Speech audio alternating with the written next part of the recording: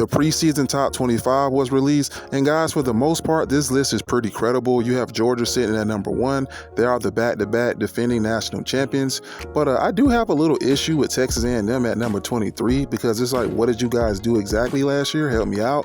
But I believe the voters are giving Texas A&M a lot of credit for their roster because they had some pretty impressive recruiting classes, mainly 2 years ago, but I believe they're getting a lot of credit for their roster versus what they did on the field.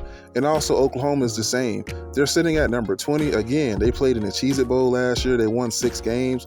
What did you guys do exactly? But again, they have Dillon Gabriel coming back.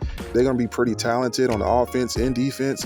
So we will see how these teams play out. I never put too much stock in a preseason poll because it can change weekly with how many high-level games being played every week in college football. So I don't put too much stock in this.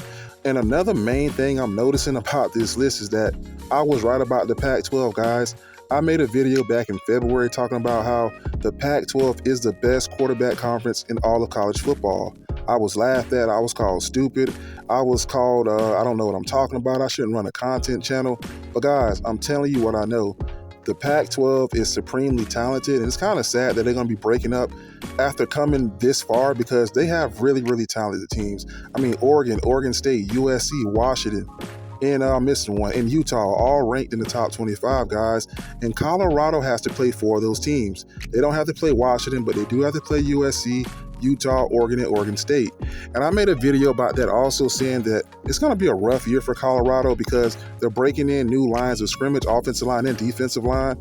And you need chemistry at those positions to perform well, in my opinion. And they're going to be breaking in new linemen. So a lot of people said I'm hating on Deion, I'm hating on Shador and all this stuff. But guys, I'm telling you what I know. The Pac-12 is going to be very, very talented. And if you really want to be honest about this, Jackson State lost 2 times in the Black College National Championship.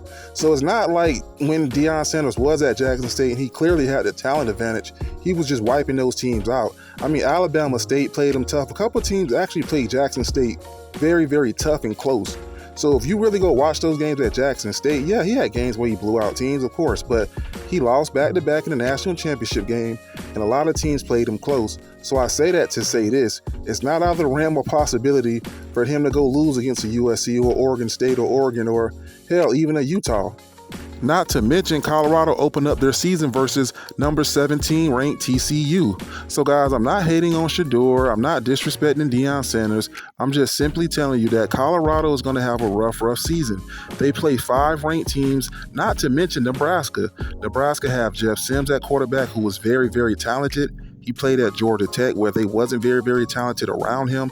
Also, they got Garrett Gilbert at tight end, who is regarded as a first-round draft pick at tight end coming out of high school. He's pretty troubled, started his career at LSU, went to Georgia, sat out, didn't play, had some personal issues going on, but he looking healthy, he's looking good. So Nebraska is going to be a tough game.